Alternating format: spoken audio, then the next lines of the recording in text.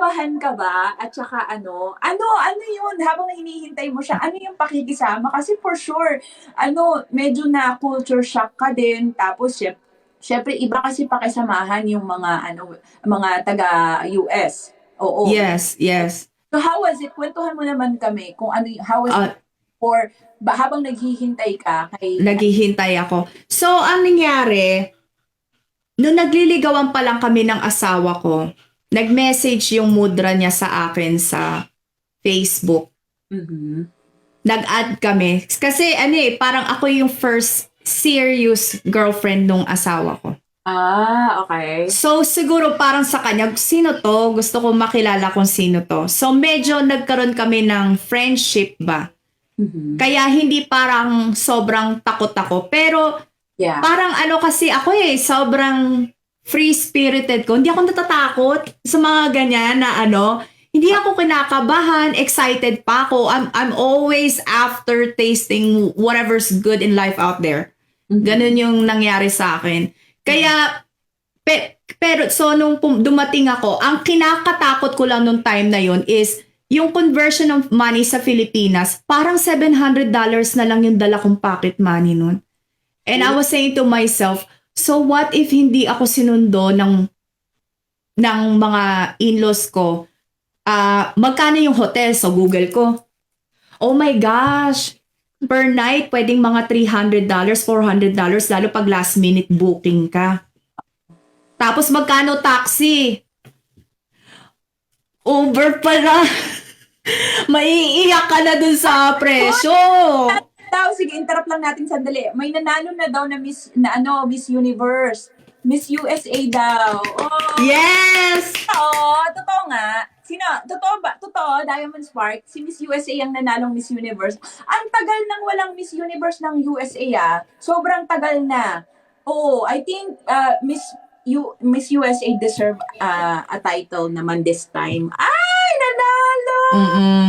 Nanalo si Miss Yes! si Arbony yata pangalan niya.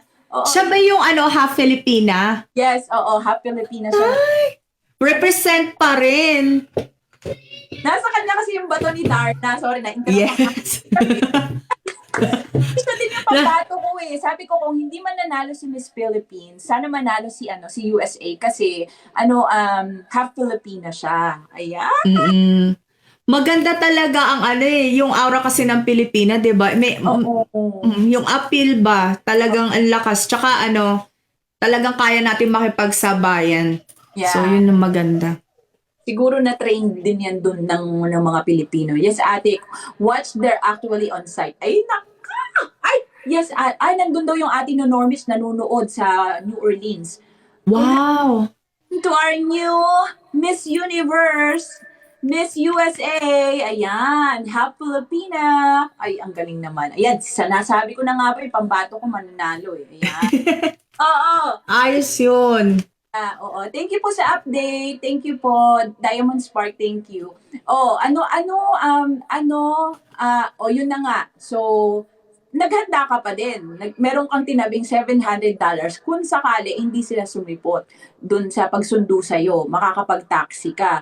So, how was it? So, An na, tumira ka sa bahay nila, mm sarili mong room, tapos, how are they? Ayun, so ang bedroom ko, bedroom ng asawa ko nung teenager siya. Doon ako Ay! nakatira. Oo. So, alam mo yung lahat ng kalat, mga old love letters, nakita ko, and everything. Tapos, Ay, nagkalkal ka? Nagkalkal ka? ha? Nag-general cleaning ako eh. Wow. No, sir, asawa na ako eh. Nandun na ako, diba? Oo. So, kinalkal ko. Ganyan. Tapos, ang ginawa ko nun, pinakita ko sa kanila, okay, ito may matututunan tayo, no? Oo. Pinakita ko kasi sa kanila na hindi dapat maging mababa yung tingin mo sa akin. Mhm. Kasi una sa lahat, alam mo yon, I may not be the richest person in the world, pero yung dignity ko as a person, I really take care of that. Pati yung sa pinag-aralan ko and everything. Actually, within 1 week, naghanap na ako ng trabaho. Oh, okay. Walang pahinga yun.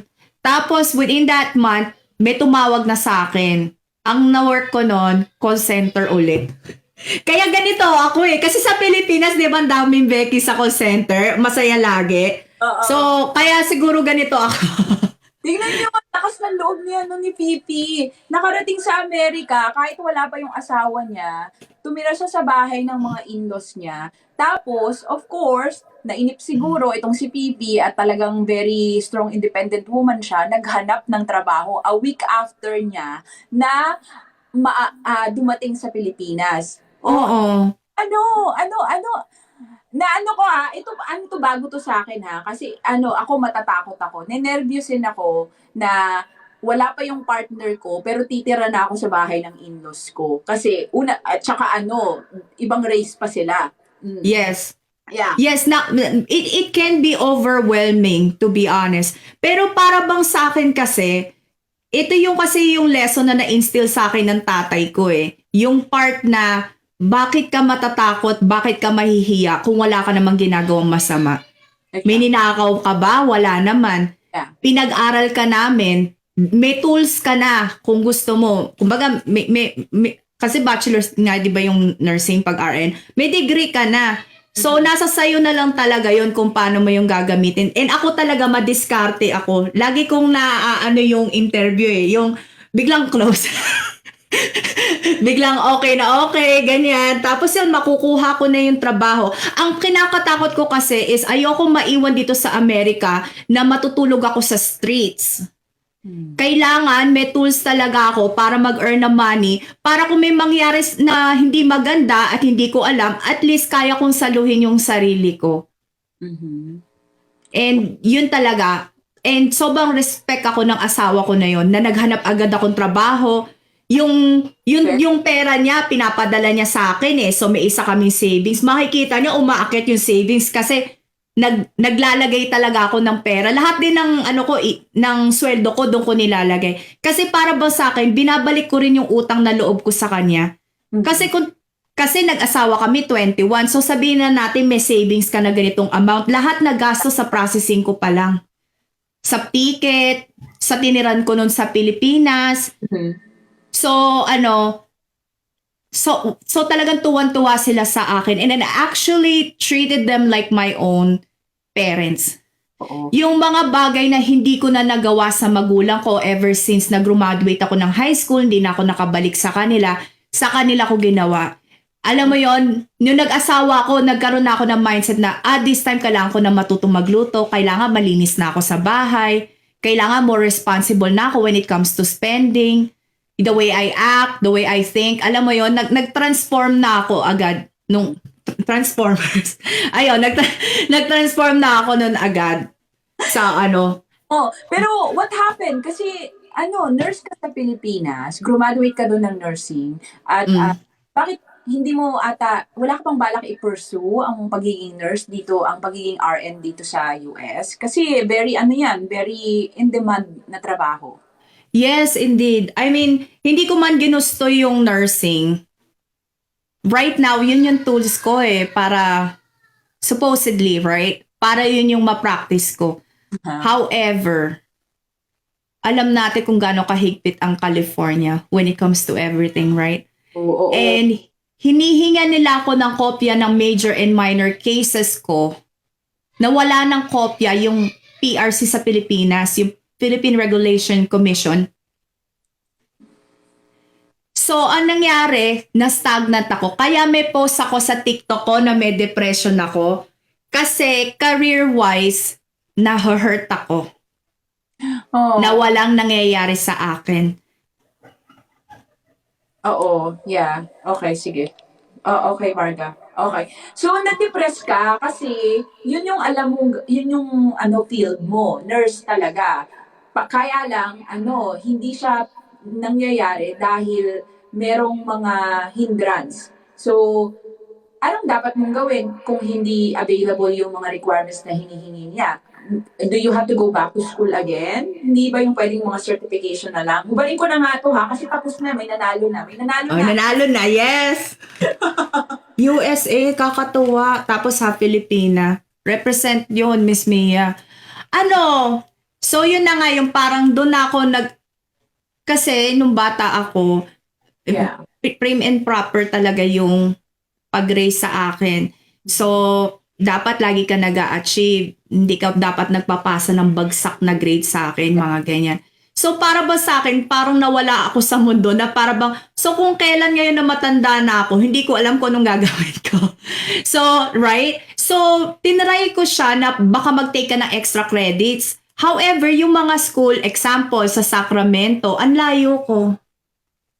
So, hindi pa rin siya, hindi pa rin siya connect. And then, so, ang nangyari so, ito na, after a year of staying here in the US, bumalik na yung asawa ko. Nung time na yon isip bata pa yung asawa ko, gusto niya mag-tattoo artist. Oh, So, okay. ako pa naging breadwinner for 6 months. Ganun pa yung nangyari. So, para bang sa akin, hala, paano na to? Ayun. So, ang naisip kong mga paraan is i-challenge ko yung board nung time na yon. Baka pwedeng mag-LVN ako or anything. Pero parang hindi na siya na-prioritize. Nag-continue na lang ako doon sa work ko sa call center kasi okay din yung sahod. Kasi pa nag-LVN ako, mas mababa yung sahod niya doon sa call center ko na yon. Ay, talaga? Oo, parang, kasi higher department siya. So parang nakakat din yung loss. And yung time na yon, bumili na kami ng bahay. So, nagbabayad pa kami ng mortgage and everything. So, parang ang nangyari talaga, na-stuck ako dun sa situation ko. May mga ibang steps naman ako na ginawa nun, Miss Mia. Like, for example, pumasok ako sa grad school. So, kasi di ba may bachelor's ako, so tiniray kong mag-MBA. First subject pa lang, parang pinasa ko, syempre sayang yung pera eh. Pero hindi ko siya nakikita kasi ang layo na naman talaga sa nursing. Iba talaga pag galing ka sa nursing. Tapos yung sumunod, masters in cybersecurity. Yun naman yung kinuha ko nun. Meron kasi mga minor credits dapat kunin even if you're an RN in the PH. Yun na nga talaga. So dahil nga life got in the way sa buhay ni Titi. Oo, kaya hindi na rin siya nakapag. Pero do you still see yourself pursuing it? Maybe. Oo. It all depends. Kasi 'di ba nakwento ko nga, so pumasok ulit ako sa grad school. This time tinry ko masters in cybersecurity. Ang nangyari, nabuntis na ako. And then ever since nung nabuntis na ako, nag-iba yung priority ko. Parang yung anak ko na lang yung mas mahalaga sa akin ngayon. Ayoko ipalaga sa iba kasi may mga experience ako nung bata sa mga nagbantay sa akin. Hindi naman siya SA level, pero yung physically, mga ganon, naranasan ko na ayoko na pagdaanan nung anak ko. So, siguro, sorry. Nagtatanong, ano daw requirements to take MCLX sa California? Kailangan po nung kopya ng cases, Mama Sean. Kailangan ng kopya ng cases. Wala na akong kopya nun. And yung PRC, I don't think computerized within that time. So talagang physically by paper, parang library lang. Hindi ko makuha yung kopya ko. Yun lang talaga yung problema ko. Kaya nga lagi ko sinasabi sa asawa ko nun, lumipat na tayo sa New Jersey. Kasi nandun yung lola at lolo ko, mga kapatid ng mama ko. Ako lang talaga nalayo. Ay, Auntie Gracia. Si Pipi yan. Oo nga, hi ate. Oo. Baka kailangan lang talaga na pumunta ka dun sa Pilipinas. Hindi pwedeng wala silang record noon. Oo. I don't think, pwede mo naman yatang ipaglaban na tinapos mo talaga. Itatry ko nga yun, Miss Mia, kasi yung mga kaibigan ko, yung mga classmate ko, ganun din yung problema nila. Hindi nila talaga makuha yung kopya. Yeah. Pero dahil yata 10 years na ako since graduate, there might be a possibility na baka hindi na nila kunin yung kopya and then hopefully makapag-practice na ako. Yeah. Ay, pag lumipat ka ng New Jersey, Ayan, malapit na kayo ni Ate Sean. Oo nga, nakakatuwa. Inalaman ko taga New Jersey si Ate Sean. At least, di ba, Oo. Taga New makapagkita kami in person. Oy, don't give up, Pipi, kasi I have a friend, she is, kasi edad ko lang siya. Oo, ayun, nag-aaral pa rin siya. Inano niya yung mga, kinumpleto niya lahat ng mga kailangan. Oo, awan ng Diyos, nakatapos naman. Oo. Thank God, thank God. Oo, at nagtatrabaho na siya as a nurse. Kaya lang, meron ako mga kaibigan na mga nurses na ang umaalis sila sa mga hospital. Mas gusto nila mag-freelance. Yung mga medical aesthetic. Why don't you pursue that? Mag-medical aesthetic ka, napaka-lucrative ng career na yan. Ang dami-dami mong mga pwedeng pagkakitaan if you are a medical esthetician. Ito-try ko nga. Siyempre, esthetician, di ba? Mahilig pa naman ako mag-ayos, di ba? So, at least parang line na ng interest ko. And siyempre, yung sa medical, nursing field. So, I guess it will be easy, yeah. Maganda din siyang idea. Diba kasi iba-iba nga yung mga laws when it comes to that. Every state is different. Sabi niya, mag-transfer ka daw sa isang state na pwede kang makakuha doon. At tapos, apply ka na lang ng reciprocity after mong maayos ang lahat. Oh. May Yeah. mga dito, oo. Oo, at saka, Oo. minsan hindi naman ganun kahirap. Ayan, oh. Pero I think one day siguro once you're ilan na ba ang, if you don't mind me asking, how many kids do you have now, Fifi? 1, etong sa asawa ko, 2.5.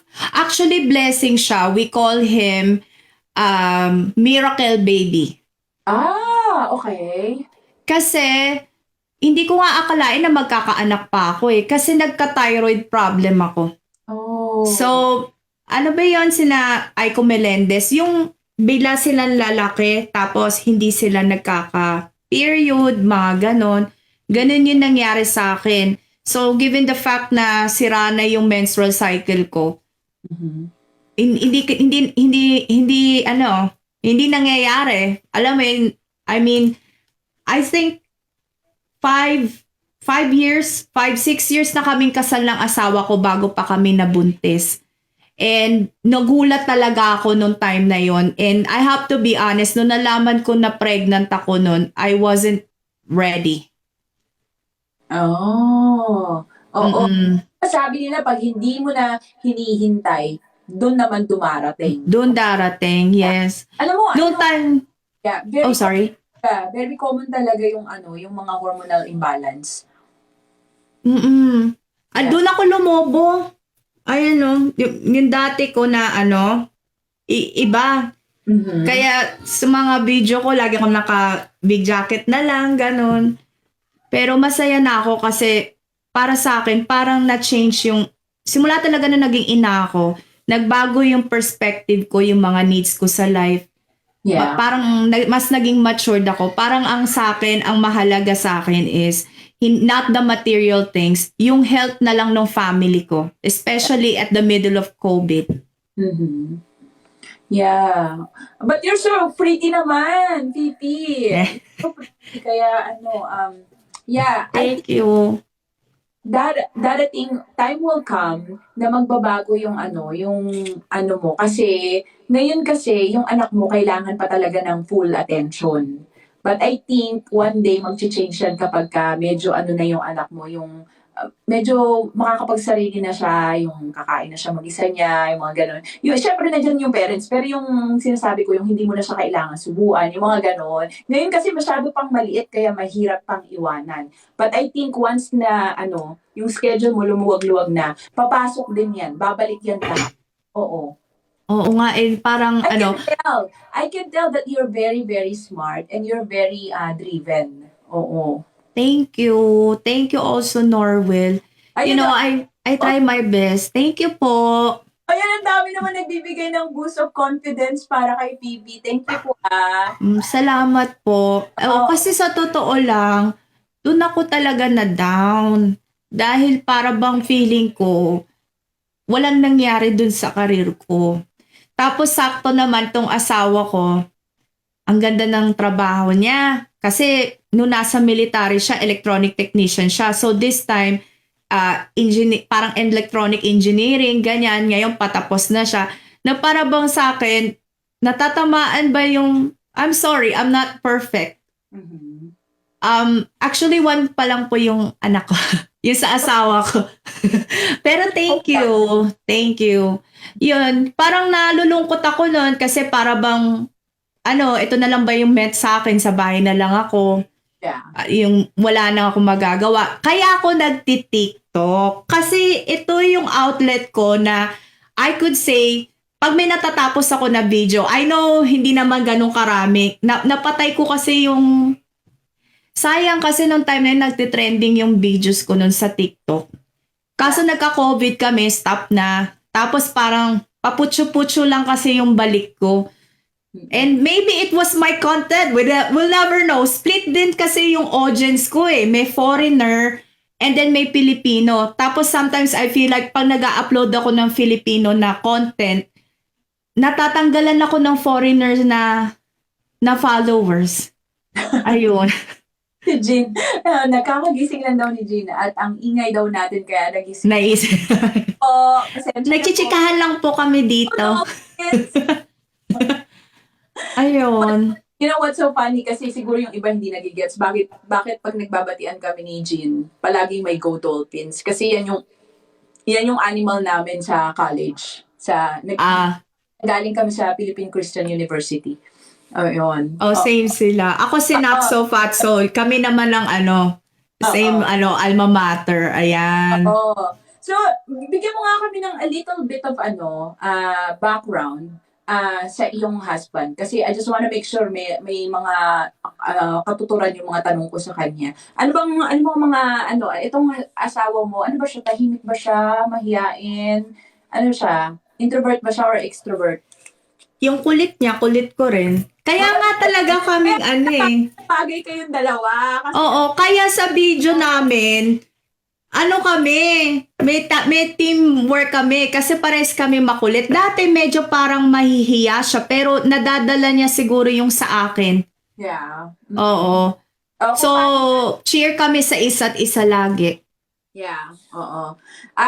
Kasi pareho pa kayo mahilig sa video games. Naglalaro kayo pareho. Tapos, do you guys, like to travel? We don't. Oh, you don't? Oh, okay. Which is kind of crazy kasi nga, outgoing ako, free-spirited ako. So, yun lang mga gusto kong gawin noon. But then, parang nagkaroon na lang ako ng point of acceptance na pag nagpapamilya ka na, and parang mas gusto namin sana, unahin na lang namin yung mga needs namin. Alam mo yon, bawa, you pay the mortgage, bayad ka ng solar, bayad ka ng bills, yung masarap mag-grocery na hindi ka nagko-compute kung hanggang saan lang yung i-grocery mo. It feels good na marami kang nalalagay sa savings mo na kung may emergency, hindi kami yung lalapit sa mga kamag-anak para humingi ng tulong. Yeah, oo. Oo. Pero naman kayo sa Disneyland. I'm pretty sure napunta na kayo. I haven't been. Kaya nga, malapit lang talaga ako sa LA. Nadadaanan ko ang Hollywood, ang Universal Studios, pero hindi ko nagawa because all I do was work.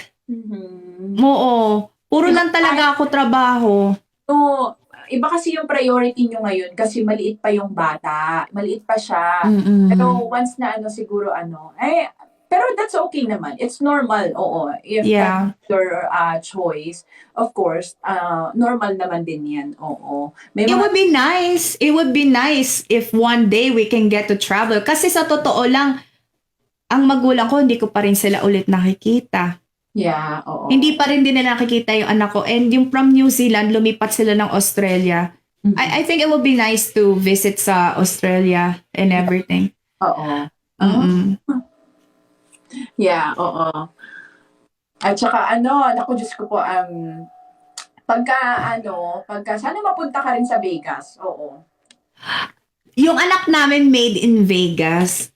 Ay, nakakatawa yung story na yan, Miss Mia. Sa pala doon. Oo. O, buti Kasi- sa Vegas nakapunta na. Mm. Oo, at least sa Vegas nakapunta na. So, ang nangyari, kinasal lang kami talaga sa korte nung asawa ko noon. Oo. Muslim country ang Bahrain. Nakaabaya lang ako doon. Mhm. Kumuha na lang ako ng magandang Japanese cut na na type para it will go with my vibe. And then hindi kami nakapagbigay ng vows, walang ganong eksena, Miss Mia. Wala talaga? Wala talaga. So naisip namin 5 years, was it 5 years? 5 years anniversary. What if mag-renew tayo ng vows? Ang gusto ko lang gawin nun, mag-drive-through wedding. Kasi nga 'di ba yung Ay, meron! personality namin? Meron sa Vegas, meron. Oo. So nagpunta kami, ginawa namin. Nagawa rin yung anak namin. Palala, Ayun na. sila pala hinihintay yung renewal ng ng marriage. Yun na pala. Yun. Oo. Oo. Well, supposedly drive-through siya. Parang $75 lang, which is not bad. Pero sabi na asawa ko, upgrade naman natin na mag-get married tayo sa chapel. Sabi ko, sige, try natin, ganon. Oo. For $200, kinasal kami na parang real wedding, wala lang talaga yung mga pamilya. Meron talaga nag-officiate, nakalimo pa kami. Noong time na yun, Miss Mia, ang wedding dress ko, rejected dress pa sa Amazon. Hala, Kasi may aafteran akong party, bumili ako ng damit, di ko nagustuhan, color white. Sinuot ko yon that day. Tapos, yung hotel namin, I'm gonna tell you guys, we're very humble people. We're not saying we're broke, because we're not. But, wais kami sa pera. Okay? oh, that's a good one. Nagpunta kami doon, kasi meron binigay sa amin yung timeshare na 3 days na free na stay. Ah, Tapos, so we got married on the second day. On the third day, magsa-sign out na kami. mhm. Na held hostage kami ng mga people na gusto kaming pa-sign up sa sa timeshare. Miss Mia. Oo. Yun Oh. Pero palaging may what's the catch? Kailangan talaga nagtatanong ka, what's the catch? Oo. Yes, you'll never know. Yeah, oo. Anong gusto mo? Samahan ka na ng iyong ng Ng hobby ko. Oo nga, tawagin ko nga. anong name niya? Ben. Ben. Mm. Yun. Parang nga palang J-Lo and Ben Affleck yung wedding nyo dun sa Vegas. Oo. As in, alam mo, one thing that I must say is, parang naging wild ride yung life namin. Nag-start kami hindi serious hanggang sa parang nakakatuwa lang kasi nag-grow up kami together. Yeah. Mm-mm. Nag-matured kami together. So, Good. yes, simple lang. Alam mo yon. Yung way kasi ng identity ko, I base it sa ano ba? Old soul ba ako? Baka ganun ako. Yeah. Yung, more on ako, yung quality ng friends, Mhm. yung quality time with my family. Alam mo yon. I don't need many friends, although I mean, I'm very approachable here on social media. You know what I'm saying? Pero para sa akin, it's very hard to say na friends tayo agad, not until may pagdadaanan muna tayo. Yeah. Oo. Tama. Oo. Kailangan makita ko muna na kasi doon lalabas yung totoong kulay mo eh. Pag natetest yung friendship ninyo. So, Yes. kung makikita ko na nag-get through natin, meron pa ring sense, hi, Juday, I love her. Love na love ko yan. Alam mo yon, nandun pa rin yung sense ng respect natin sa isa't isa and love kahit nangyari yon. And nakita ko talagang genuine yung intention mo sa akin. That's the only time that I could say that we are truly friends na talaga. Yon. Oh. Ay, nako. Okay, sige. Tawagin na natin si Ben. Tawagin na natin si Ben. Babalik ako. Thank you. Ayan. Thank you. Thank you. Pa! Papa! I feel Ang daldal ko, no? Sorry iaano ko to. Paano ko ba iaano yung mic ko na to? Siya gumagawa. I think dito dito ka na lang mag-mute. Oh. Pero okay lang, it's okay. I feel your love. Ayan. Ako, marami pong salamat sa inyong lahat, ha? At sa mga pumapasok po ng mga hindi kaaya-ayang mga comment, hindi po kami naapektuhan sa mga pinagagagawa ninyo. Oo. At hindi po namin kayo papansinin. Nasasayang lang po ang inyong pagod. At sana po, habang ginagawa niyo yan, ay sulit ang kinikita ninyo. Oo. Ayan na. Naku, pinaghandaan talaga ni Ben. Nakatay pa siya. Hindi yata tayo narinig ni Ben. Oo. Oh, ayan. Hanep. Oh, there we go. Yes, nagayos talaga kami. Oo, pinaghandaan talaga. Ayan, oh. Ang totoo niyan, Miss Mia, prom queen, prom king kami. Yeah. Hindi, charot. Charot lang. Pinartner talaga namin. Shut the door. Oh my gosh, our son is calling us. So I gotta have to close the door real quick. Shut the door. All right. I love you, Mr. Baby. Bye. Ayan na po. Ito na. Listen. Looking great, guys. Oh, thank you so much po. Do you guys can Thank hear you. me? Narinig mo? Yeah, I could hear you now. Yeah. Mm-mm. Do you guys hear me? Oo. Okay lang. Nandyan pala yung son nyo. Oo, yan. Yes. Oo. Hi, Ben. I'm Mia, and I am the host Hi, Mia. of Fun Live. How are you doing today? I'm doing great. Oh, It's a little late, but it's all good. It's only 8:28. California, what are you talking? Are you an early person or something? I am.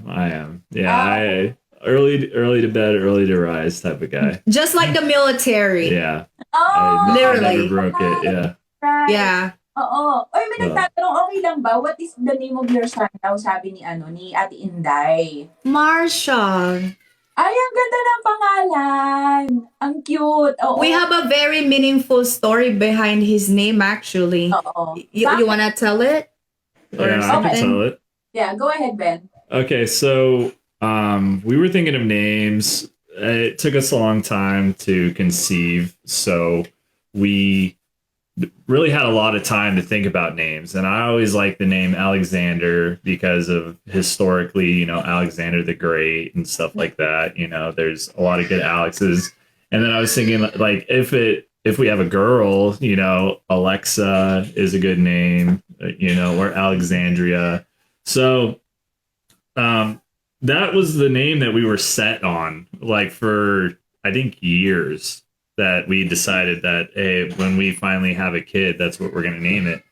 But over the time when we finally did conceive, we were thinking, okay, are we just going to name our son Alex, and we started thinking about, like, our families and stuff like that, and biblical names, because we wanted to incorporate that aspect into our son. And so my mom was going to name me Zachariah before she decided on Benjamin. Mhm. So with that, I was like, okay, well, I don't want it to be like, we had settled for that as a middle name. We were like, okay, it's going to be Zachariah for the middle name. It's a biblical name. Everybody will be happy with it. I like it. But so we started going through our family history, and it was like, okay, well, what were your grandparents' names? What was their parents' names? Let's see if we could get a good namesake. And Marshall was my grandfather, but he's not my biological grandfather. So my dad, Marshall is his father, and he basically stepped in as the stepdad to raise both my dad and his sister when they were very young. Like, I think they were 7 and 5 or 7 and 3 or something like that.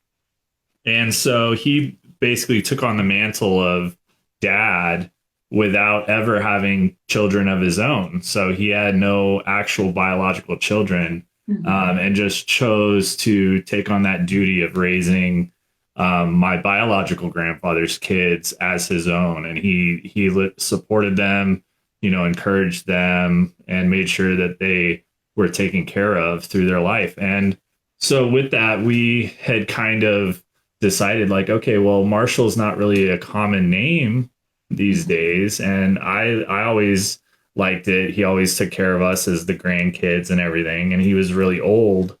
And so I was like, okay, yeah, I like that name. Marshall Zachariah is what we're going to name him.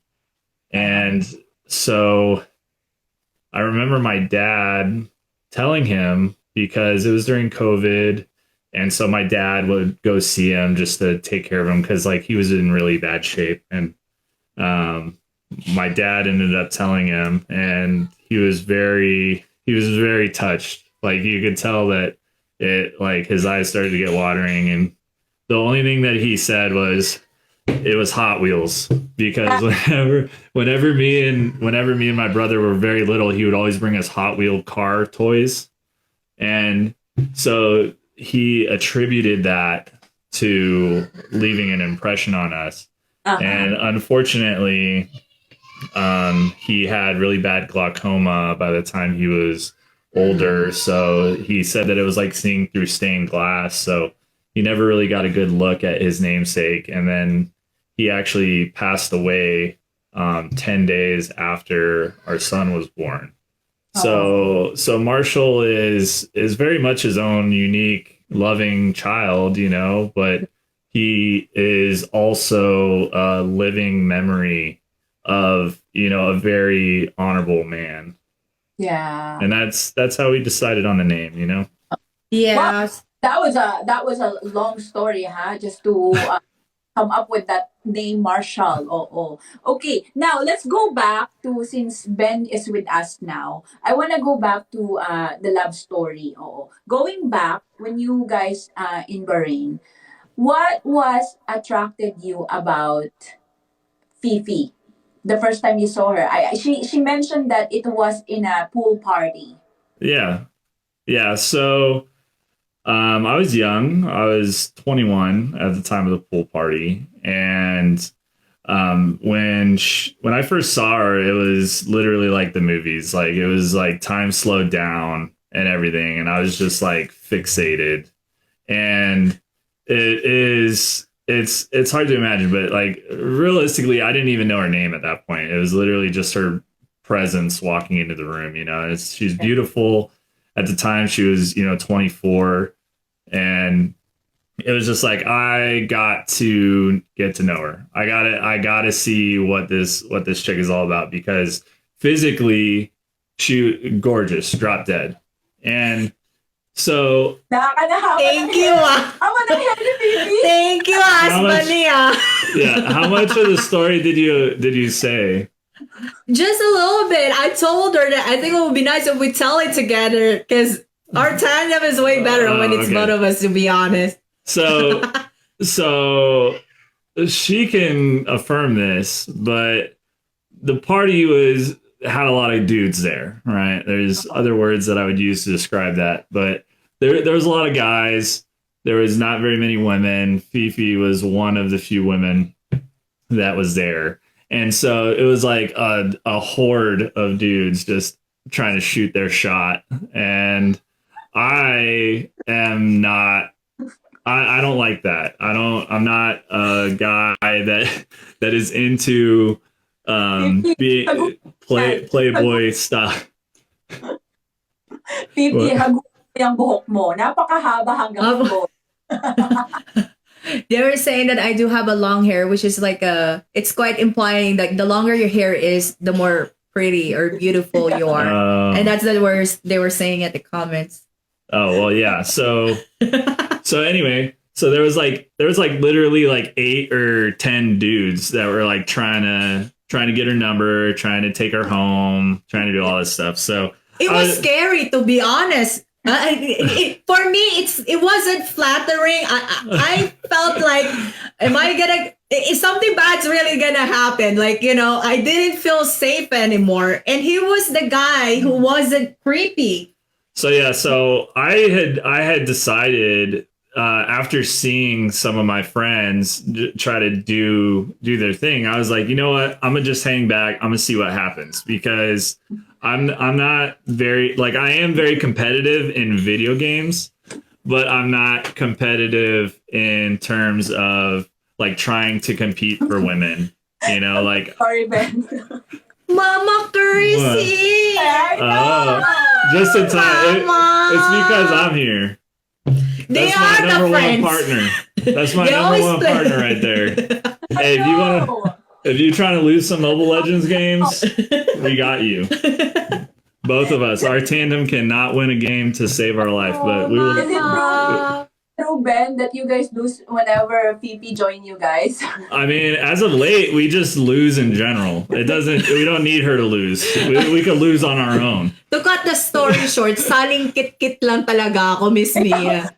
Ikaw daw eh. Ikaw daw I'm just like that one kid that they just try to put up with because they know that I'm nice, even if we're losing, I still play. So, yeah, it takes a lot of, patience. Resilient talaga. Kaya true love to eh. Because he puts up with so many crap about Yeah, Mobile Legends is. Can you describe it in your own words? How is it like being married to a Filipina? It's honestly, I think it's great. I think that a lot of people don't really look at. Yeah. It's strange because there's cultural differences. Yeah. But they're not really bad. They're just different. You know what I mean? So I personally have had no issues with any of my wife's family. I haven't had any issues when I would go to the Philippines and visit. And everybody, like, yeah, it's awesome. She always takes care of me, make sure all my needs are met. She made me gain like 25 pounds since we met. So that yeah, he was very thin. That what always happens. You know what? I have just a little insert, no? When I met him, he was very young, right? Like 21. He was very thin. He wasn't eating well because he didn't like the food. I remember. It was a little bit of the food and a little bit of military. Yeah, a little bit of military because, you exert very strenuous ang work environment nila. Yeah, oo. Pinakilala ko siya, magtataglish ako, I introduce him sa mga friends ko noon. Mm-hmm. What happened? Reject nila. They reject him. Oh, what happened? Yeah. Sabi nila, why on earth are you getting a younger guy, 21? So, pretty much he doesn't have any savings, doesn't have a house yet, probably doesn't have a car. Tapos sabi pa nila, why don't you go for those Marines? You dated one, big muscles, ganyan. Sinasabi nila na sugar mama. Sugar mama daw. Alam mo, natatouch ako kasi dumating si Mama Kerr. Kasi lambot ng puso ko sa kanya. Parang mama ko siya. Pipi cougar ka daw, cougar. Cougar. Cradle chaser. Is that how you call it? Cradle robber. Snatcher. Robber snatcher. Cradle robber. Yeah. Okay, I have a next question for Ben ulit, since ito na yung pinaka parang portion ng ating segment is siya naman yung medyo maraming tatanungin tayo. Yes. So Ben, Fifi told us the story, and this is kind of new to me. I never heard of it before, and I want to know what you were thinking when you decided to tell Fifi to fly to the US and live with your parents without even you there. What was it? So realistically, like fair is fair because I had to meet all of her parents without her being here. I don't know if she mentioned that part of our little love story. so I honestly was poor because I was in the military by American standards, right? So didn't have my own place to live, didn't have enough money to support her in our like own apartment or whatever while I was overseas. So and at the time when her visa got approved, I was on deployment. And I remember the phone call that we had when she said, "Hey, my visa got approved. I need to fly to the U.S." Yeah. And I was literally in Australia at the time, like ported in Australia, getting ready to leave to go out to sea for another 2 weeks. So it was like one of those things that it was just like, all right, well, my parents are good people, and they can support her and help us get on our feet as a couple. So, and I mean, realistically, they did that. I know it was like anxiety provoking for her because she had only ever talked to them online and stuff like that. But it was one of those things that I knew that they weren't going to do anything bad to jeopardize her future, and help her get set up, get her a driver's license, help her get a job. It helped her buy her first car here in the US and everything, which she bought with her own money. She saved up her own money and surprised me with it. So it was, it was one of those things that I know that a lot of the decisions that we make get made kind of like on blind faith, where it's just like, hey, I'm your husband. Just trust me on this. It's going to be all right. And a lot of the decisions and conversations that we have end up being like that. But we've had such a long history of that working out in our favor in the long run, that when she says, hey, like really trust me on this, I'm going to do this, then I just am saying like, okay, all right. And then it's true with me as well when I ask her to do that. Oh, It was scary. It was scarier for me to go and meet all of her family though, for sure. Because they did a full background check on me before I even got there. Yeah, my family in New Jersey did the background check on him. Yeah. They asked for his full name and everything. Yeah, they like ran my information through police and government. May background check na nangyari dito. Para hindi tayo nabibigla. Yeah. I know that's one of the things, di ba, na parang sinasabi na you gotta prioritize yung really get to know. So, ayun. Dude, if I were PP's mom, I will definitely do a background check with you. About a background check about you because What's wrong with me? What are you trying The to face. Does it look like you can trust? do I look untrustworthy? that would be a hard time. The thing is, it was all of her extended family. Her parents were already in New Zealand doing their own thing. I have yet. It's been 10 years of dating and marriage, and I have yet to be in the same room as both her mom and her dad at the same time. Yeah. Because they're on the other side of the planet doing their own thing. So it's all of the extended family.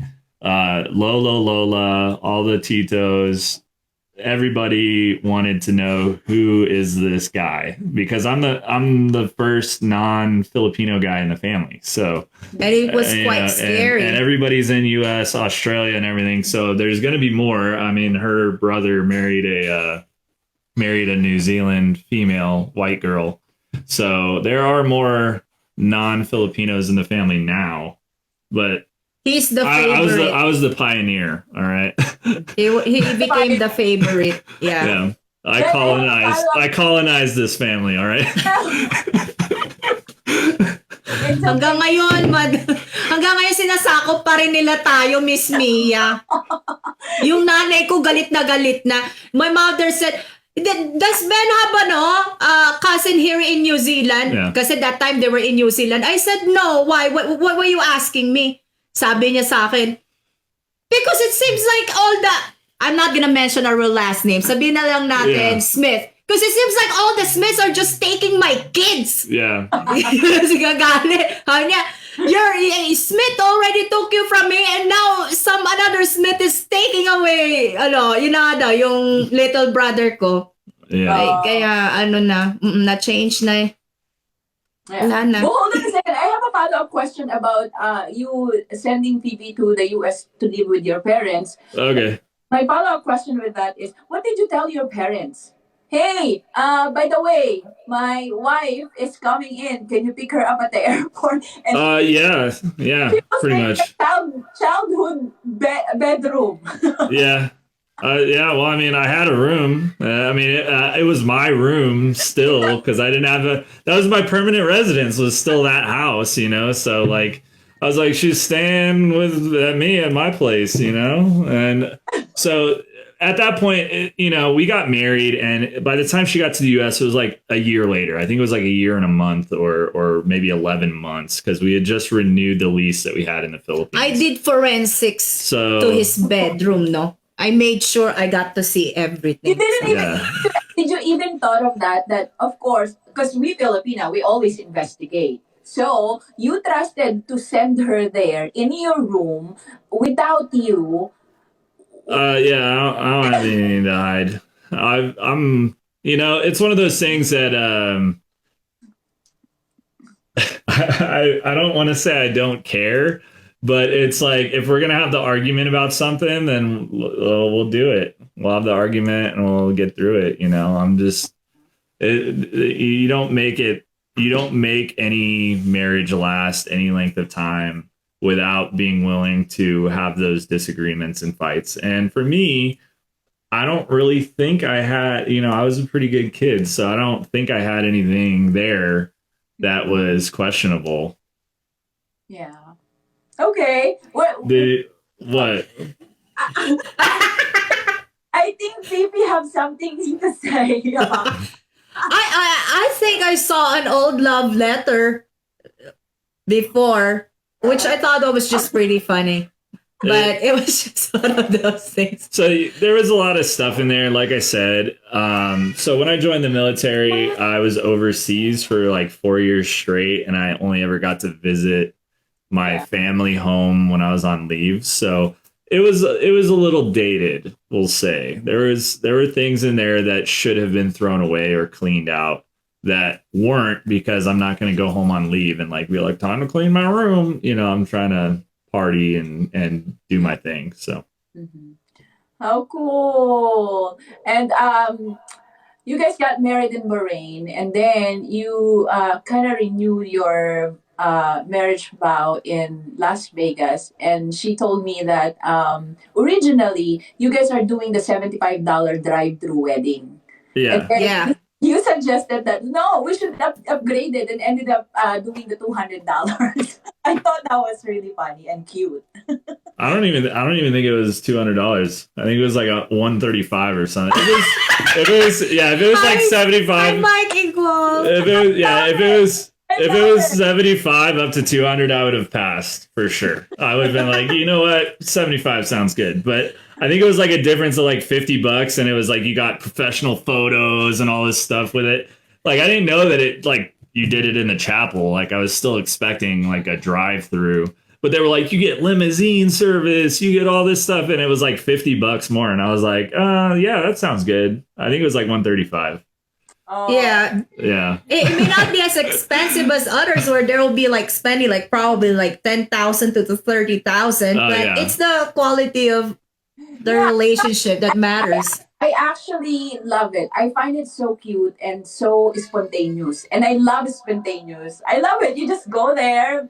You know what? Let's get married in the I mean it was fun, and it's something that we could say that we did, where a lot of other people, they have their like one night and then they go to Vegas. Like, what are we gonna do? Go to the club? Like, we're not really like into that scene. Not anymore. We're not anymore. She was like in the middle of like a networking class, so she's like on her computer trying to set up a server, and it's not working. And I'm like, man, like this is the worst Vegas trip in the world. And so we had to do something while we were there. So I was like, do we want to go see a show? Because the last time we went and saw like a magic show. Yeah. And so it was like, we have to do something while we're here. And it was like, hey, what do people do in Vegas? They get married. So let's go get married again. Screw it. And then what happened in Vegas stays in Vegas. Unless you get your wife pregnant, which is what happened. There you go. Yeah, our son is made in Vegas. Yeah, if you're having fertility problems, just go to Vegas. Something. There's something in there. Yeah. Oh, so if we ended up spending like for everything, pictures and everything for $250, I remember that I think like we won in the casino. Like, what do you call that? It was craps. Yeah, for like $100 probably. So yeah, we didn't spend anything. Yeah. Diba? O yan, tama kayo. Baldog pala kiki mo sa Vegas. What it meant? That's what, I guess we did it in there. Like you nailed it. I guess. Yeah. Like it was broken. Hoy! Huwag ka maingay! We gotta be quiet. I don't get it. You'll get it later. I'll tell you. We'll practice. No, just kidding. Oh, yeah. Oh. We're almost to the end of our interview because I don't want to keep you guys too much kasi you have a babysitter. Oo pala. Yes. Oo, yeah. So, okay, now let's just pretend that you guys are in your vow renewal of your vows. Can you give each other a message, like a loving message for each other? It has to be loving. Yeah, loving message for each other. Ano? What? I'm not good. I'm not good at spontaneous vows. I actually wrote my vow. So when we did it, she didn't write anything down. She was just like, "I'm gonna just make it up Like I literally on the just showed up. spot." And then I actually had like some nice, thoughtful, written stuff that I read and made everybody cry. And then she comes out like, "Oh, I didn't know you were doing something with this." Wala talaga ang kwenta. Prepared. Yeah, I ended up crying though. Yeah, To the because of how message that you thoughtful did. I am. Okay, so let's take it as a challenge. Now Okay. you show me, you So, tell me. my- Especially now we're together for so long. What was Yeah. it? Sorry. Make it your renewal of vows right now. Give each other a A message. vow renewal. Oh, Okay, okay. my love. You have been the most amazing mother to our son, and will be the most amazing mother to our future children. I appreciate everything you do for our family, staying home and taking care of everybody, including me. I'm very appreciative of the sacrifices that you've made in your life to join and grow our life together. I love you and hope to be with you until our last days. There you go. I love you, Papa. Wow. Ay, What can you say? iyakan portion na ba? See now, so that was just off the top. So my actual written vows were like 10 times better than that. And then she's gonna come up with just like, "Hey, so I'm here, yo." I showed up. Ako talaga, I'm the one that's like quite really like extreme, makulit. Like, You should have gone first. oh, I should have gone first. Yeah. Oh. She should have always. I always end up going first on the vow renewals, and then she gets all teared up and gets all touched and emotional, and then she uses that to not do a good one. Oh. What's up? Okay. So it's my turn na. Ito na naman tayo. I'm on the spot na naman. The last renewal, I wasn't ready also. And then, ito na naman, Miss Ria, part 2. You have practice. Practice na tayo, ha. Okay, PP. Popo. Handa na po kayo ng tissue. Maghanda na tayo ng tissue. Okay. So, what am I gonna say to you, Papa? Well, first of all, I just want to say thank you for choosing me to be the person to spend the rest of your life with. I know that it was a leap of faith what we did back there. People kind of thought that it was impulsive, but me and you both showed to everyone, even up to this time, that we can build a family, be happy together. I cannot imagine doing this with anyone else but you. Thank you for being my confidant, especially on the moments where I feel so down. Thank you for putting up with the days when I have my period, And thank you so much for working hard for our family. I cannot imagine, from someone who wanted to become a tattoo artist to someone who's handing me his appraisal with, he gets promoted every year, and you literally had to let go of your dream job to become the man of the family. And I would always be very appreciative of that. And I want to let you know that I will never get tired of loving you. Life may not be perfect, but I will wake up every day looking for you. And thanks for being a great dad to our son. I love you. Yeah, me too. Ayun! Yun ang masarap doon, yung pinaka-last. Wow. Wow, so emotional naman. How sweet naman kayong dalawa. Oo. So, is there any more kids coming? Or what do you... There will be. He's having baby fever already. It's already certified, so it just is a matter of timeline. Oh. Like we've already had the conversation. We've had the conversation a million times. See the I'm telling you right now, persistence. if it were up to me, we would have already. She would already be like this big already. Like she would be like ready to blow for number 2. But yeah, I'm trying to get it done. I want 2 kids at least, right? Yeah. So, Are you hoping for a girl? I want a girl. I want a girl next. And the reason why is because that way I'll get to experience both sides of the house. Like both sides of raising children and seeing how they are. And, they say, oh, girls are challenging or boys are challenging or whatever. And I want to be able to see for myself. Yeah. And so I grew up in a household with 2 boys. So if we have another boy, then that's fine. And I'm sure my parents would be fine with that too. They just like having the little ones, so. Yeah. How about you? What's up? Well, for me, I'm very realistic when it comes to things, like, for example, like financial things. So I think where we at in life right now, yeah, it's feasible for us to have a second child. I just gotta make sure that I get to take care of my health para less complication. Kasi, I almost had threatened miscarriage. Yeah, it was a threatened miscarriage. Yeah. And so I just wanted to be ready for it. So give it maybe a few months, Well, another thing is that she wants to be able to give the best to our son already, and she doesn't want to necessarily need to compromise taking care of him to take care of a new child.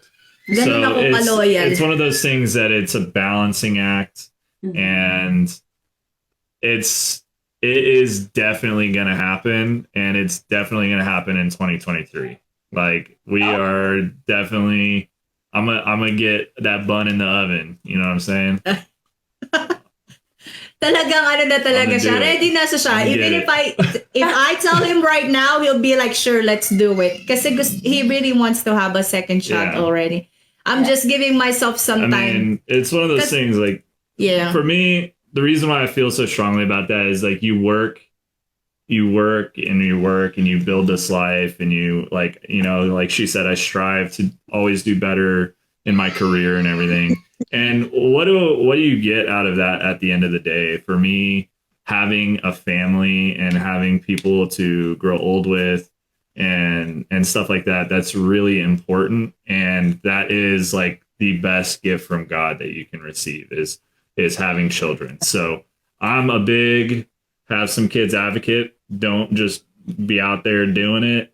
Have a plan, raise your children, give them a better life than you grew up with. And that's what I work hard for. And that's what my wife works hard for too, just at the house, trying to raise them, take care of them, spend time with them, you know. So Yeah. Talagang kailangan lang talaga pagplanuhan namin ng maigi para naman kasi life is hard, right? Here and there may bumps along the way that might happen. Yeah. So we want to lessen the stress, you know, as possible para naman mas ma-enjoy namin what it's like to have a second child. Yeah, oo. Yeah. Perfect yung gap nila, no? Siguro by the time you have your other kid, 3 years old na si Marshall. Oo. Over yeah, he'll be like 3.5. Yeah. 3.5 or 4 years old. I mean, if we're gonna try this year.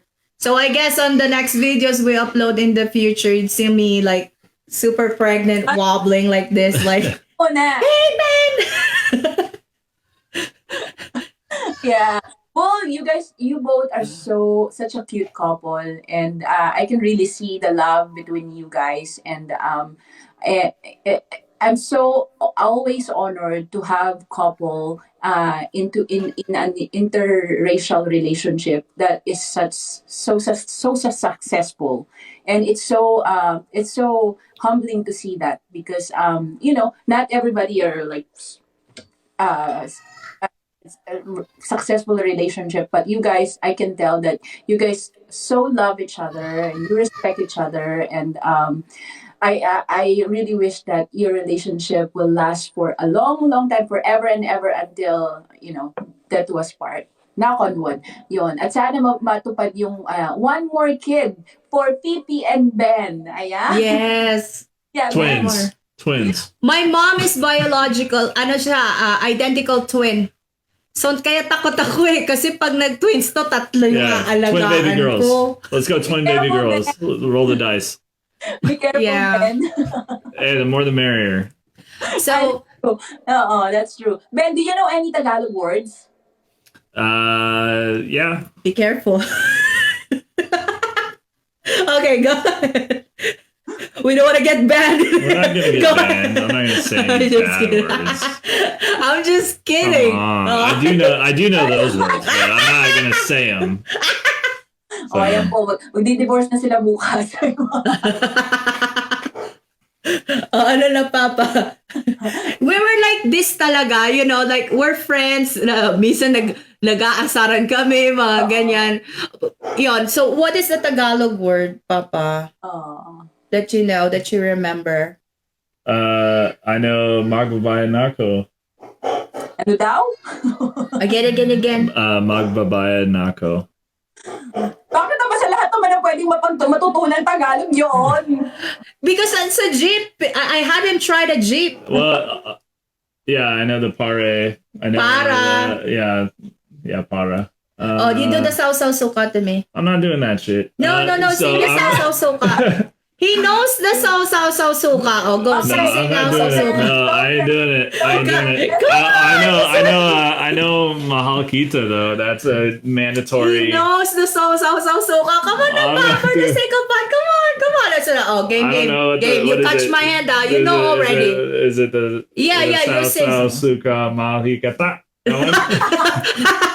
Maulitayak. Again. Last No, one. I don't remember. I'm doing.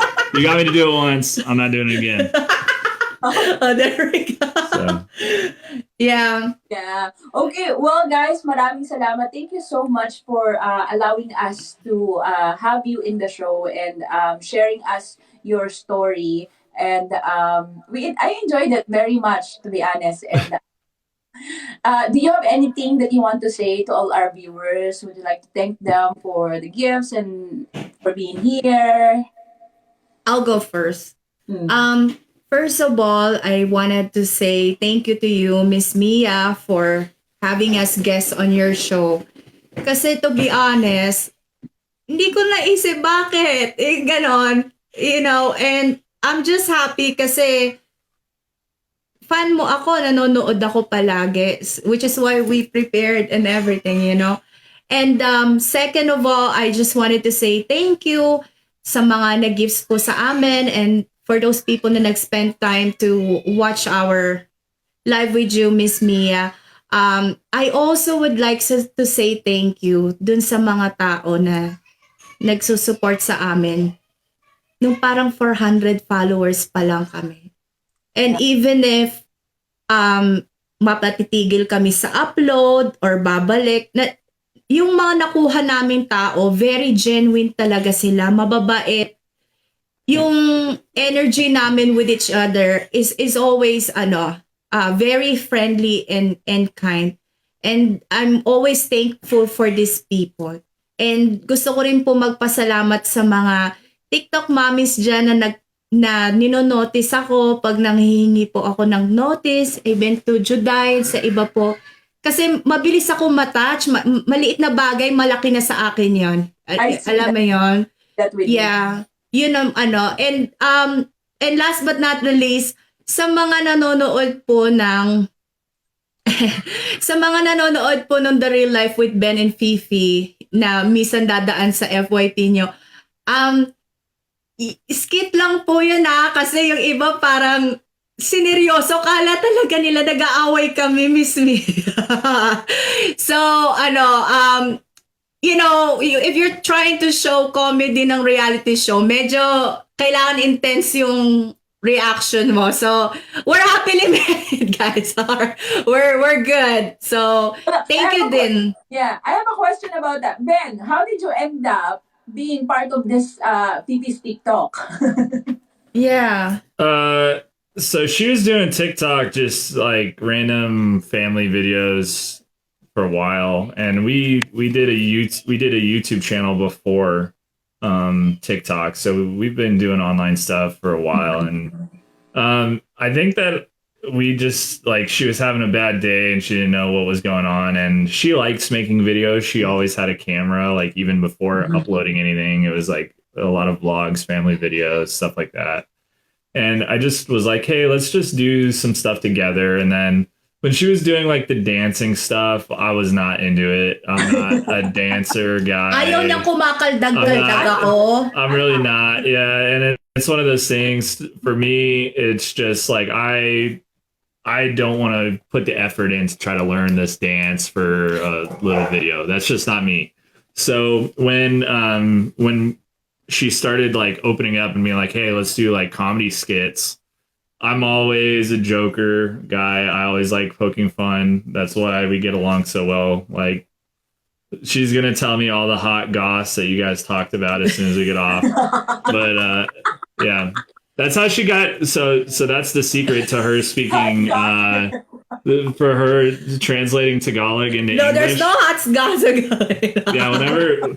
If you ask her to translate anything from Tagalog to English, she's really, really good at it. And that's because she is my personal translator for all the gossip. All the gossip.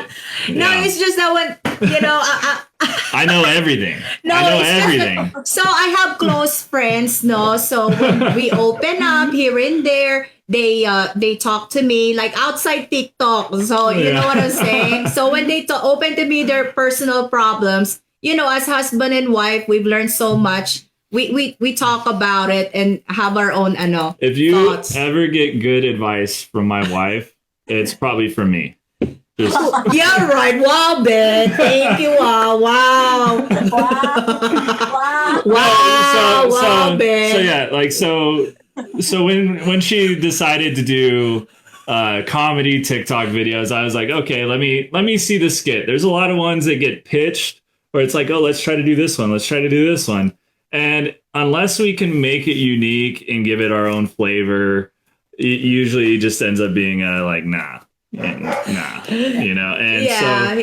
so with that, I still try to encourage it to be very primarily her thing. Yeah. But you're more than welcome. Like her fans are my fans and vice versa. So Yeah. if anybody wants me to weigh in on something or wants advice, I know that there are a few people that are Americans that have asked me about some of the stuff that we've been through, and I've given honest and respectful answers. Yeah, So. intellect. So the reason why I guess for me, the reason why I chose him, why I married him, kasi same yung level ng values namin, yung intellect namin, yung humor namin and everything. So nakakatuwa siya kasi sabay kami nag-grow and we actually learn from each other. Hindi kami stagnant. Kasi parang sometimes nagiging reason yun para yung iba parang umalis sa relationship. Yung para bang nasa stuck lang ako sa'yo na walang growth o kaya baka natotoxic ka na, ganun. Walang ganong eksena sa amin. Nag-grow kami pareha. So, kung mapapansin mo, paano siya magsalita, ganun din mag-best friend kami. So, kung anong mga nangyayari sa akin, whatever happens to me, he knows. Whatever happens to him at work, I already know. Like, that's how it is. Like, we don't hide anything from each other. And I think that's quite a good thing. Even with social media, we have access on... There's nothing for us to hide. Yeah. So, talagang solid. Yeah. Oh, I have sige, I'm just gonna ask Ben to give his advice to young couple who wants to start a family. Sige, Ben, you said that you're a good advisor. Oh. Yeah. Your turn. Yeah. Oh. So they want to start a family. Yeah. So you gotta weigh your situation. Do they have family support as far as in-laws? Their direct parents that are able to help them with children. Do they have stable jobs? Do they plan on doing what we did, where one person works and one person stays home? These are all, and as a man, as a provider, it is very important to get those things in order before you decide to have kids. And that's, if you get those things in order first, the kids are just like a pure bundle of joy after the first 2 months. During the first 2 months, they just cry all the time, and it's horrible. But after those 2 months, it's great.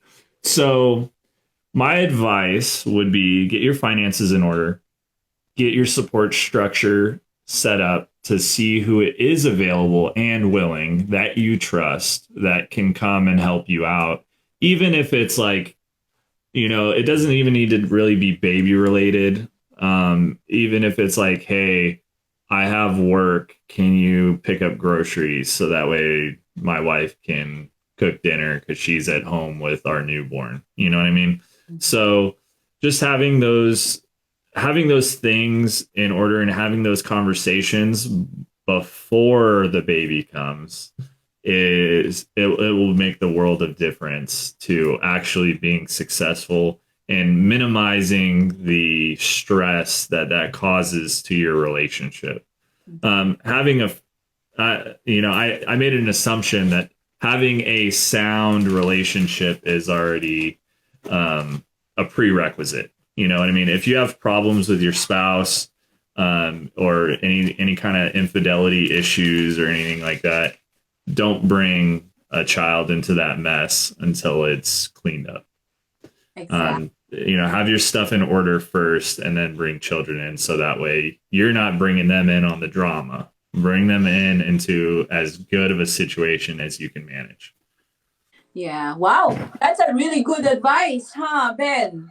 Yeah, I'm top tier. I could be. Yeah, I should get paid for my advice. It's so great.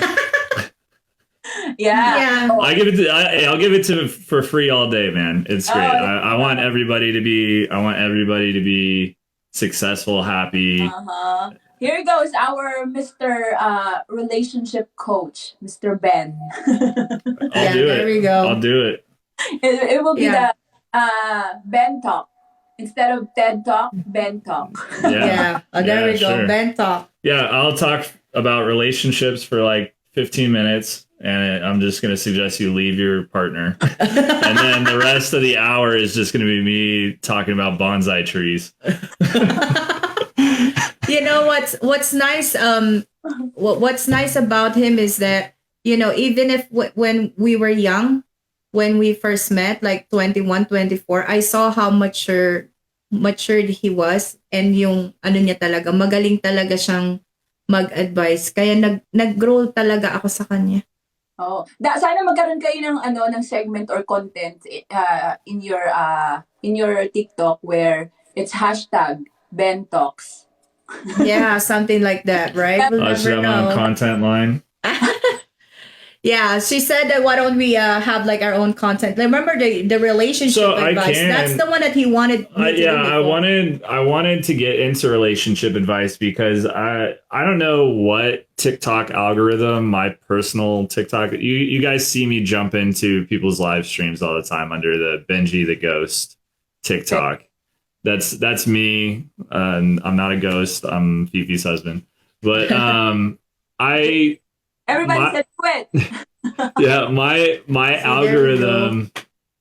algorithm has nothing but all of these relationship videos and hey, can we do a loyalty test videos and stuff like that. And it is just astounding to me that people are so like disillusioned with the way that these dynamics work, because you know, I was always a serial monogamist. My wife was, you know, a serial monogamist. Yeah. And we just kind of like had our values and had our standards. Mhm. And it worked out for us. And you never know, I guess like the moral of the story is you never know where that person for you is going to be. Mhm. And I think that the advice that I would give to young men, especially in the area that we live in, that are having trouble finding that person, is maybe you need to get a passport and look outside of the country, or look in a wider area, even if it's not outside of the United States. Like if you're from Southern California, go to Florida, go to Texas, go somewhere and meet new people that grew up a little bit differently than you. And if you do venture outside of the US, then great. But there's 7 billion people on the planet. Half of them are female or male, 50-50, right? So you don't have 4.5 or 3.5, I'm sorry, billion people outside in your small town that you live in. So you need to venture out there and find the one that's right for you. Yeah, So- like so for us, we don't get bashed that much, because all of the things that we put out there is Mhm. very wholesome. You know, we don't want to offend anybody or anything. But if we're just talking about the only bash that we get, I guess, is the green card chaser, gold digger. I only had it like probably 3 times, and it's from the foreigners, mostly the ones who seem to have sad experience, that things didn't work out for them. And for me, sometimes nasasad ako. You already know my point. I will do Taglish about this. Yeah. Sometimes nasasad ako. I'm gonna go relieve. Okay, can you do you want to say bye and say Yes. Thanks, Ken. Thank you, everyone, for having me here. Thanks, Miss Mia, for inviting us on and letting me ramble. yeah. We love you all and appreciate it. You'll be seeing more of me, I'm sure. And I'll see if Mama Kerr wants to lose some video games later tonight. So That's their thing. bye bye. Hashtag Ben Talks. Oh, Yeah. there we go. Bye, Papa. Ayun, Miss Mia. Right, that way you could. Ayan. hear it go. Okay. Yun na nga, Miss Mia. Minsan kasi yun yung nasasabi sa amin na para bang, wala silang nakikitang bash kasi na negative sa amin. Kasi nga, we try the jokes to be very wholesome kasi ayaw namin nakakasakit ng tao, mga ganyan. Pero yun yung nahanap nila na nasabihin. And for me, at first, nasad din ako doon. Pero para bang iniisip ko na lang din kasi na sa totoo lang, wala namang masama na mahanap mo yung true love mo somewhere far. Kasi kung yun talaga yung binigay ni Lord sa'yo, bakit mo imamak, 'di ba? Dapat nga magpasalamat tayo eh. Hindi ko man nahanap yung lalaki para sa akin sa Pilipinas o sa Middle East. I mean, nahanap ko pala din yung asawa ko. I mean, kasi nga nandun siya. Pero alam mo yun, biyaya yun ni Lord. So, it would be nice na respect natin yung isa't isa when it comes to that. Kasi minsan din may mga bagay sa culture natin na hinahanap nila na minsan nagugulat din yung asawa ko. Na para bang, wow, ganun pala kayo. Ganito yung style niyo sa pag-aasikaso ng bisita. Ganito ka pala na gusto mo lagi pinagluluto ako, mga ganon. Na yung sa minsan hindi siya sanay or nagugulat. And then ako naman, on the other hand, gusto ko rin yung culture niya kasi open-minded sila. Kaya ko siyang diretsohin na hindi kami na-hurt sa isa't isa. Yeah. Kasi di ba ganun yung sa culture nila? Very straightforward. Yeah. Oh, si Asian Kane sabi niya, girl, I had whole list that I wanted, but God gave me the opposite. Way better. Definitely worth it. Ayan. Yes, definitely worth it. Totoo yan, Miss Mia. Kasi hindi talaga siya yung type ng guy na dinedate ko before. Ang dinedate ko rin before, mahilig ako sa valedictorian. Yung nag-aaral lagi, yung mga nagsasakristan sa Catholic Church, gano'n. Lagi talagang mabait. Tapos nung na-meet ko siya, alam mo yung devil may care yung dating niya. Tapos may tattoo. Parang gulat ako, hindi ako sanay, gano'n. Pero talagang it's like magic. And everything really worked out. And yung nagkaanak na kami, nag-start na rin kami mag-attend ng church. Yeah. And mas nag-strong din yung relationship namin. Kaya minsan siguro makikita nyo sa content namin or pag nagsasalita kami na God bless you, mga ganyan. And nakatulong talaga siya. Yun. Ayan si Officer Aguero, I gave my list and expectations because God knows what I needed and my wife is everything and more. Wow. Yes. Totoo yun. Totoo yun. Sometimes nga may specific ka na nalala ko nun, Lord, bakit di mo sa akin binigay? I thought that our relationship's gonna work out kasi aligned na siya dun sa goals na gusto ko namin dalawa. Pero hindi mo pa rin binigay. And within that time, I couldn't understand. Parang na-hurt ako. Andyan yung, syempre, minsan nagalit ako na parang bang, Lord, wala naman akong ginagawa masama sa tao, mabait naman ako, bakit hindi mo pa to ibigay sa akin? Only for me to find out na may mas better pa ka talaga. There's someone better na gusto ni Lord for you that would fulfill and actually make you happy. And I'm always very thankful to God for that.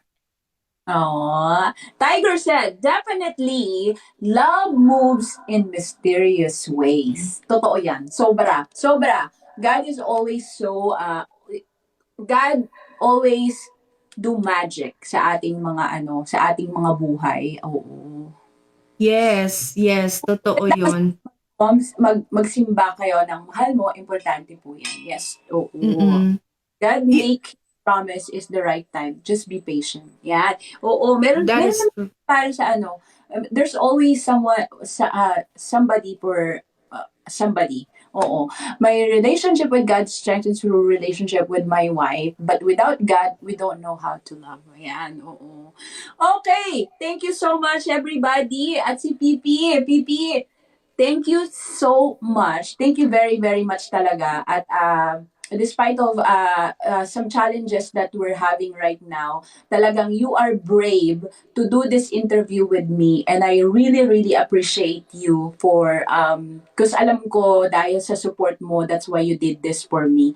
Thank you so much. Really appreciate you, and I feel your love and support for me. Talagang sabi ko nga baka baka mamaya mabash ka rin. Oo, pero you still did it. it. Thank you so much. I really I applaud you for being so brave. Thank you so much, Pipi. And we will see each other around here. At sana one Yes. day magkita tayo kasi pareho lang naman tayo nandito sa California. Malapit lang. Miss Mia, pangarap ko yun. Pangarap ko yun. Pag nagpa-meet and greet ka, magpapakita talaga ako. Uy, ikaw Kung magpa-meet and greet ka. mga magkakaibigan tayo dito. At saka, Ah. meet and greet, ang tatawag natin doon. Oo. Oh, sige. Kapag may get together, ayan. Sabihan mo ako, Miss Mia. Yung best friend ko since grade 2, she's watching right now. Hi! Sino yun? Ganon talaga ako. Her name is Bing Castro. Sa YouTube siya talaga primarily. But dito talaga, nag-visit siya today to watch. So, hello, Bing. Ayun si Bing, si Bing Castro nandito. Follow ko nga si Bing. Ayan. Yeah. Yeah, parang siya kasi parang OG siya ng mga YouTuber na Pilipina nung nag-boom. Okay. So, matagal na talaga siya sa And she's very good, paakyatin mo, Fifi. Do you wanna come up, Bing? Pwede ba siyang umakyat? Oo, nasa 10,000 yata yung followers niya eh. I think it's over 12,000 siya. Thank you for guesting Fifi daw. Thank you, Bing Castro. Ayan. Thank you. Bing, gusto mo ba mag-join sa live? Gusto mo akyat ka dito? She's not prepared. She just woke up pretty much. Yung sleep schedule niya, ayun. Pero Miss Mia, from the bottom of my heart, thank you so much talaga. Kasi hindi nagulat nga talaga ako na parang nagkaroon kayo na interest dun sa story namin nung husband ko, and I'm always gonna be very thankful for that. So, thank you. and continue pa rin, nood pa rin ako sa iyo, and hello. So, yan. Oh, yan. Ayan. Ako, dinalaw tayo ni Mama Care. I love you. Ayan. We love you, Mama Kerr. Salamat. Ayan. Salamat sa pagdaan mo. Oh, ayan. Sige, magpasalamat na tayo. Magpaalam na tayo sa ating mga guests. At ako, kahit mga 3 minutes lang dito sa ating ending song na lagi nating piniplay kapag tayo ay at sa ending ng ating show. Ayan. Marami pong salamat sa inyong lahat. Tiger, Ate Inday, marami pong salamat sa lahat po ng mga nag-gifts, sa lahat po ng mga nag-follow, at sa lahat po ng sumuporta kay Fifi. Paki-follow nyo po si Fifi and Ben. Fifi State of Mind 1. Ayan. Yan po. Thank you po. At marami kayong mga couples video na nakakatuwa na matutuwa kayo pag napanood nyo. Oo, thank you po so much sa inyong lahat. At again po, marami pong salamat sa inyong lahat.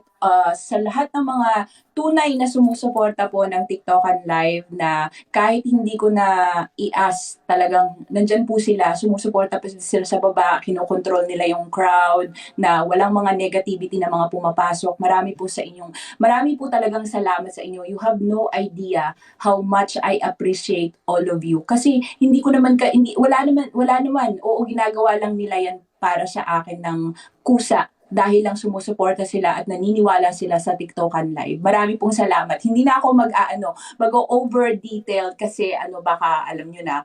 Yeah. Thank you po sa inyong lahat, and Thank you. Thank you, Rose. Thank you, Bing. Thank you. so Thanks much. to everyone in Dairea ko, Normich, Tiger. So Love ko kayo, Baby Mars, Mama Sean, Miss Josie. Thank you. Thank Yes you. Not po. so fatso. Juday, thank you. Mga friendster natin dito sa TikTokan Live. Thank you. Okay, ready ka na ba, Pipi? Yes, ready na. Magda-dance na tayo. Tayo! Sige na, magda-dance na tayo, Miss Mia. Ayan na nga, nag-ayos talaga. Upo na lang ako. Tatayo na ba tayo? Araw-araw, ikaw ang gusto kong kasama. Buhay ko'y kumpleto na tuwing nandito ka. Tabi ko o aking giliw, di pa din ako makapaniwala na ang dati kong pangarap ay katotohanan na. Ang daming inspirasyon Basta't nandito ka, ako'y liligaya. Dahil sa'yo ako'y matapang, dahil sa'yo ako'y lalaban, para sa'yo magmamahal na walang katapusan. Dahil sa'yo mayroong pangarap, pagmamahal ko sa'yo'y tapat, para sa'yo pagmamahal na higit na sa sapat. Gagawin ko ang lahat para lang sa'yo sinta. Basta't nandito ka, ako'y liligaya.